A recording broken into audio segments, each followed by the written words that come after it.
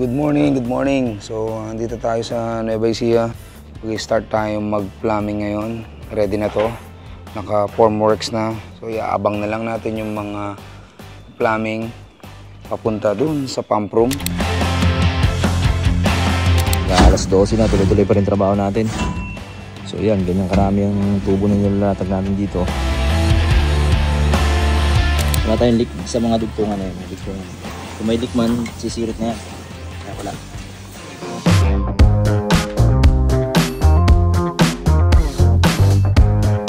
Yan, ito yung pump room natin.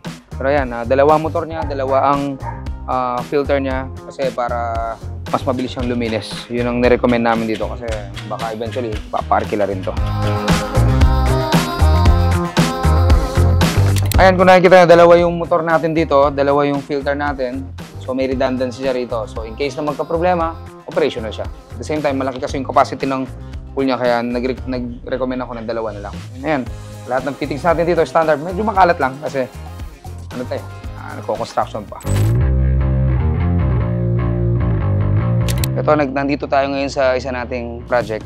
Tinitignan natin, chinecheck natin lahat na okay na. Kasi nagliligtas na tayo ngayon eh. We have to make sure na naka-ready lahat, naka-prepare lahat. Yung mga electrical na to, deck box, yung mga return na yan, yung pump room na yan, ready lahat. At the same time, we have to make sure na hindi bumababa yung tubig nito. Okay? Yun ang pinaka-importante. Kasi yun yung purpose ng leak test natin, to avoid yung problema after finishing. Okay? Ayan, mukhang okay naman. Hindi naman nagli-leak. So, pag ganitong hindi bumababa yung tubig, okay na to. Pwede na natin i-finishing to. Testing na lang ng mga equipment dito para sigurado tayong walang magiging problema. Usually talagang ganito ginagawa namin. Tinetesting na lahat ng equipment bago pa mag-tayo sa para at least dito pa lang malaman na lahat kung may problema o wala. You have to remember na you have to do lahat ng kailangan gawin bago kayo mag-finishing.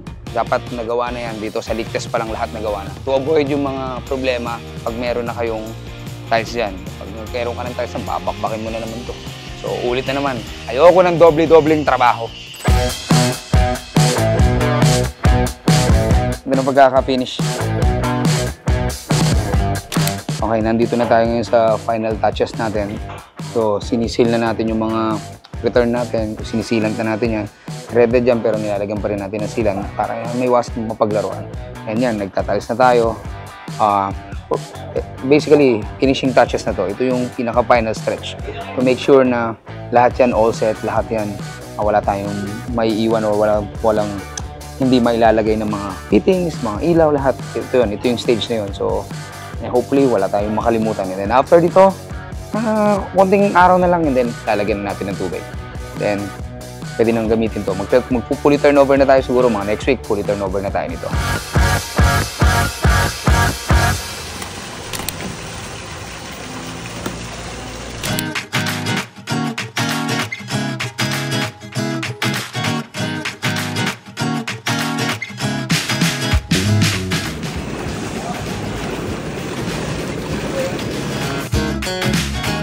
Basta siya, dito ka ba? Puro hilog yan.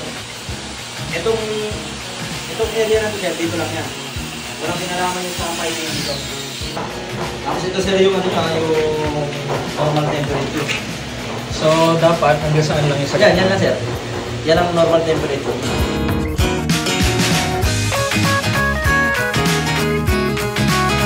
So, ibig sabihin, gagamitin ko si backwash pagkatapos kong Vacuum. Oo. Vacuum sir. vacuum muna ako. Yes. Vacuum ka muna. Para yung mga dumi, pumasok dito. Para po sa... Okay natin.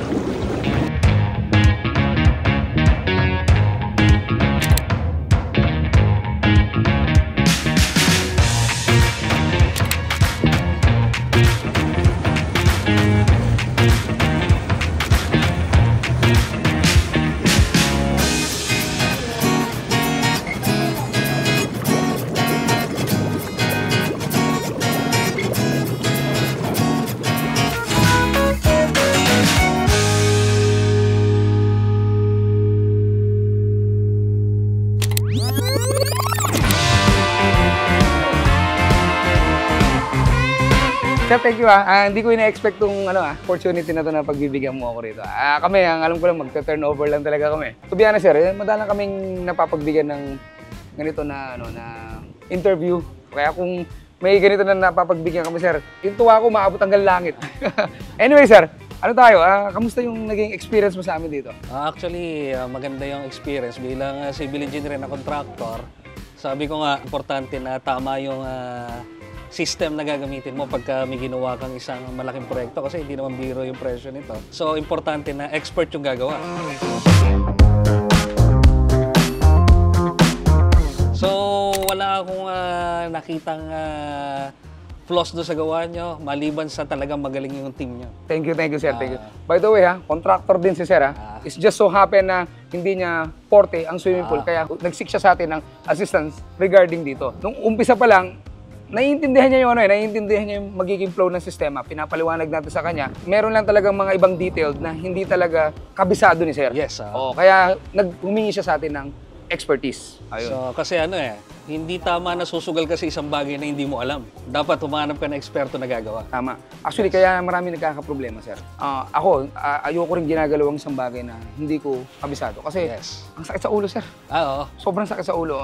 And at the end of the day, yung client, hiharap ka pa rin sa kliyente at paano mo papaliwanag sa kliyente na ba't pumalpak ka? Kaya nga kita hinere. Yun yung nagiging problema. That's why ako, pag ganyan, binibigay ko rin talaga yung expertise ko. Kasi, again, give and take, ang industry na to, sir, napakaliit lang na to. Yes. Napakaliit lang ito. Magkikita tayo. Hindi pa pwedeng hindi tayo magkita. Sa ganitong industry, ako sa akin, no room for takbuhan, no room for kasi maliit lang talaga ang mundo. Yan ang importante. Yan ang importante. Kaya sa mga gusto magpagawa ng pool, expert yan, Tito Sai. Thank you, Pool sir. guy. Thank you.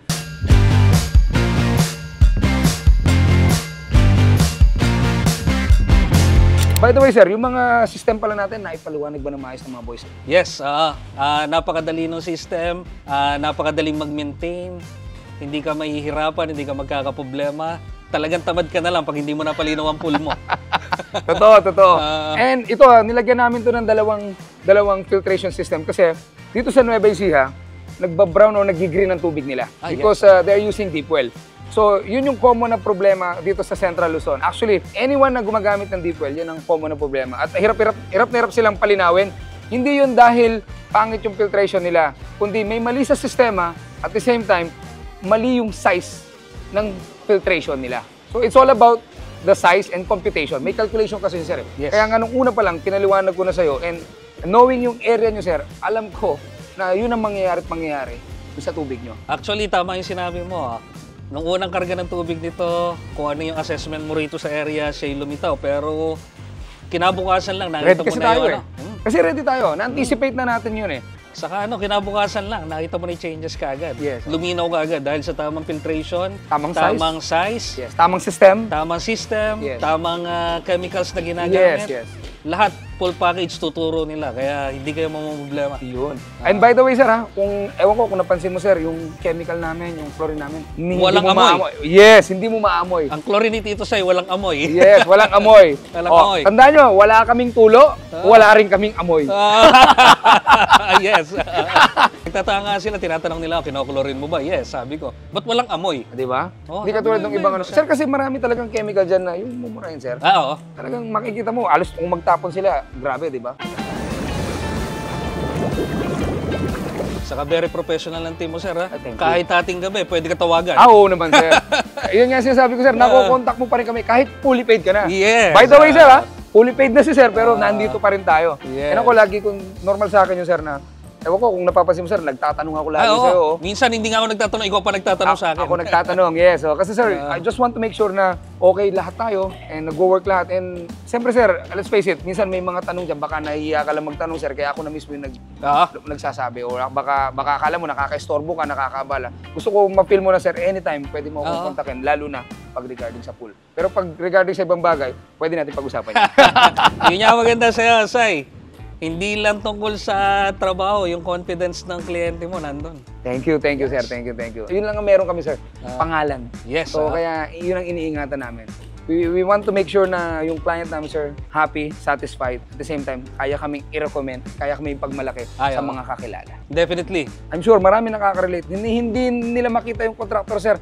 after nila mabayaran, o minsan kahit hindi pa tapos yung project, hindi na nila makita yung contractor. At the same time, hindi nila makausap or minsan hindi nila ma-turn over ng maayos.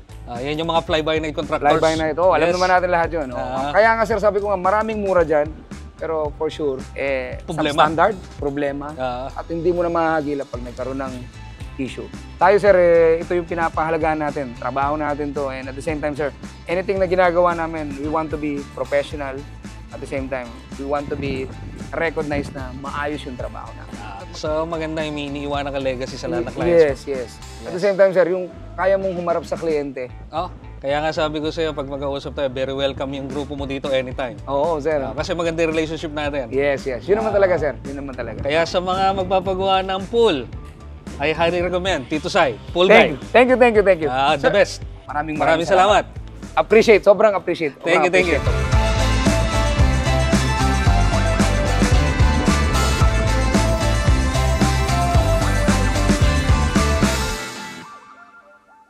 Nakita nyo naman kung gaano kaganda yung review ng kliyente natin. Actually, hindi ko yun kinausap para magbigay ng review ha. Kasi kusa na lang tayong kinausap ni sir para kusa siya magbigay ng review. However, maraming salamat sa napaka-cool namin na client. Sa mga nagtatanong kung saan tayo nakakarating tayo ng Luzon, Visayas, and Mindanao. Kita nyo naman kung nasan ako ngayon. So, kung kailangan nyo ng swimming pool equipment, swimming pool construction, anything about swimming pool, at gusto mong makasigurado at ayaw mo ng problema at sakit ng ulo, ito ulit si Tito Sai na nakakarating kahit saan. Mula dito sa napakagandang Grand Canyon, ito ulit si Tito Sai at your service.